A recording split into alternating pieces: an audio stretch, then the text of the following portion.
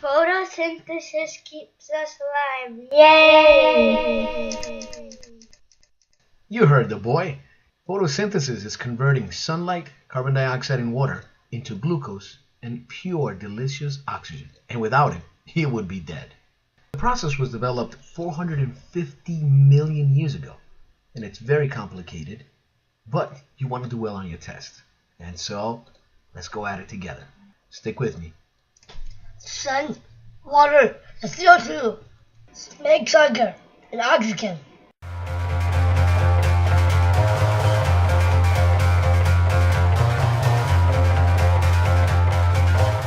There are two types of reaction in photosynthesis, the light-dependent and the light-independent reactions. I'm sure you can figure out the difference between the two.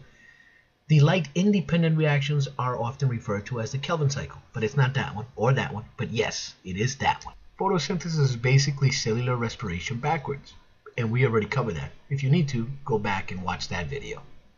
Make sure you have your notes in front of you so you can check. You already know what's needed in order for photosynthesis to take place. Water, carbon dioxide, and sunlight. So how do we get these things? First, water. Let's assume that we have a vascular plant. That's a plant that has pipe-like tissues that allow water and mineral or other substances to travel throughout the plant. We're talking about trees and grasses. The roots of the plants absorb the water and bring it up to the leaves through a tissue called a xylem. Carbon dioxide gets in and oxygen gets out through tiny little holes in the leaves called stomata. Now, because we want to create a gradient, we need to keep oxygen levels low. And finally, individual photons from the sun get absorbed in the plant through a pigment called chlorophyll. Make sure you review plant cells, and when you do, remember, now one thing that plant cells have that animals do not are plastids, and the most important of these will be chloroplasts. Chloroplast is a complex structure. The chlorophyll is stashed in a membranous sac called the thylakoid, and the thylakoid are in fact stacked into grana. Then inside of the thylakoid, you call that the lumen, and outside of the thylakoid, but still in the chloroplast, we call that the stroma. Thylakoid membranes are phospholipid bilayers, which means they're really good at maintaining those gradients that we need of ions and proteins and other things. This means keeping one side higher in concentration than the other side of the membrane. You're going to need to know all these things. Sorry about that. Now that we looked at the chloroplast, it's time to get down to the actual chemistry. First thing that happens is a photon created by the fusion reactions of the sun ends its 93 million mile journey by slapping into a molecule of chlorophyll. This kicks off stage 1, the light-dependent reaction, showing that most life on our planet is fusion powered. When chlorophyll gets hit by that photon, an electron takes that energy and gets excited. This is the technical code for electrons gaining energy and not having anywhere to put it. And when it's done by a photon, it's called photoexcitation. So let's imagine that every photon is that dreamy hunk that all the girls like, and that all the electrons are the girls. The trick then is to take that energy from those excited girls or electrons and use it in photosynthesis. And the rest of the video is just about that. Photosystems! Turning that energy into photosynthesis. When chlorophyll is not on its own here, Not alone. it's part of a very complex set of proteins, lipids, and other molecules called photosystem 2. It contains at least 99 different chemicals, including over 30 individual chlorophyll. And this is the first of 4 protein complexes that plants need for the light-dependent reaction. And if you think it's complicated that the first one is called photosystem 2 instead of photosystem 1, then you're always free to call it by its proper name, Plastoquinone oxoreductase. but if you don't want to, you can just call it photosystem 2 or PS2. PS2, and indeed all the protein complexes in the light-dependent reaction, straddle the membrane of the thylakoid in the chloroplast. That excited electron is now going on a journey destined to extract all of its energy and convert that energy into useful stuff. This is called the electron transport chain, in which energized electrons lose their energy in a series of reactions that capture the energy necessary to keep life living. PS2 chlorophylls now have this electron that is so excited that when a special protein designated specifically for stealing electrons shows up, the electron actually leaps off the chlorophyll molecule onto the protein, which we call a mobile electron carrier, because it is a mobile electron carrier. The chlorophyll then freaks out like a mother who just had her 12-year-old daughter abducted by a teen idol. And it's like, what do I do to fix this problem? Oh my God, ¿qué pasa? And then, in cooperation with the rest of PS2, does something so amazing and important that it keeps it happening every day. It splits that ultra-stable molecule of H2O, stealing one of its electrons to replenish the one it lost. The byproducts of this water splitting? Hydrogen ions, which are, of course, as you know, are just single protons, and oxygen. Sweet. Sweet oxygen. And this reaction is, of course, the reason why we can breathe. Alright, at this point he goes into this really freaky thing about chemicals and how people think that chemicals are the same thing as carcinogens, and of course they're not.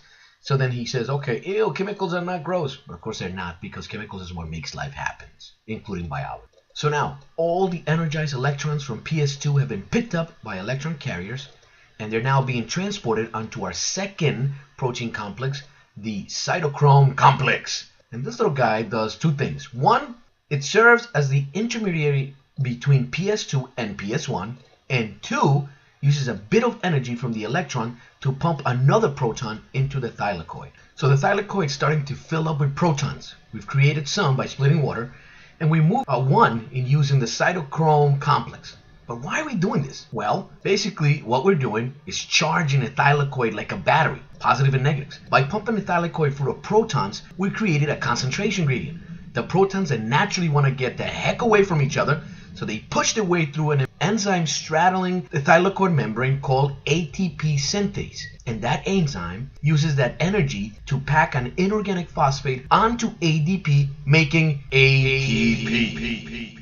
The big daddy of cellular energy. All this moving along the electron transport chain requires energy, and as you might expect, electrons are entering lower and lower states of energy as we move along. This makes sense when you think about it. It's been a while since these protons zapped us, and we've been pumping hydrogen ions to create ATP and splitting water and jumping onto different molecules, and I'm just freaking tired of talking about it. Luckily, as 450 million years of evolution would have it, our electron is about to be re-energized upon the delivery of photosystem 1. So PS1 is a similar mix of proteins and chlorophyll molecules that we saw in PS2, but with some different products. After a couple of photons re-excite a couple of electrons, the electrons pop off and hitch a ride onto another electron carrier. This time, all of that energy will be used to help make NADPH, which, like ATP, exists solely to carry energy around. Here, yet another enzyme helps combine two electrons and one hydrogen ion with a little something called NADP+.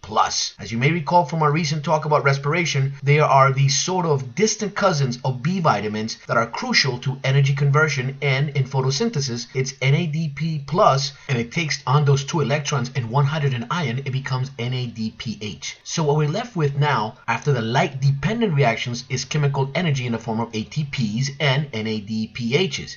And also, of course, we should not forget the most useful byproduct in the history of byproducts, which is, of course, oxygen. That was complicated, but it doesn't get any easier than that, because now we're going to move along to the Calvin cycle. The Calvin cycle is sometimes called the dark reactions, which is kind of a misnomer because they generally don't occur in the dark. They occur in the day during the rest of the reactions, but they just don't require the energy from the photons.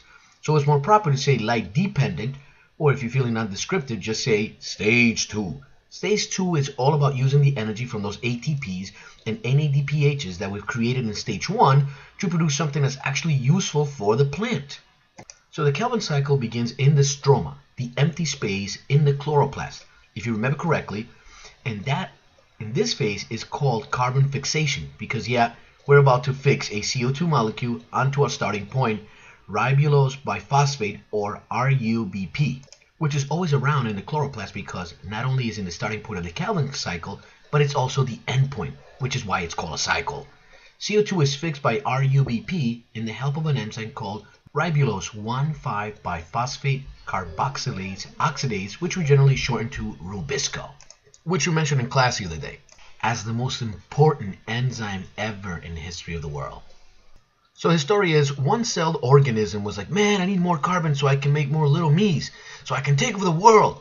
Luckily for that little organism, there was a lot of CO2 in the atmosphere, and so he evolved an enzyme that it could suck up that CO2 and convert inorganic carbon into organic carbon.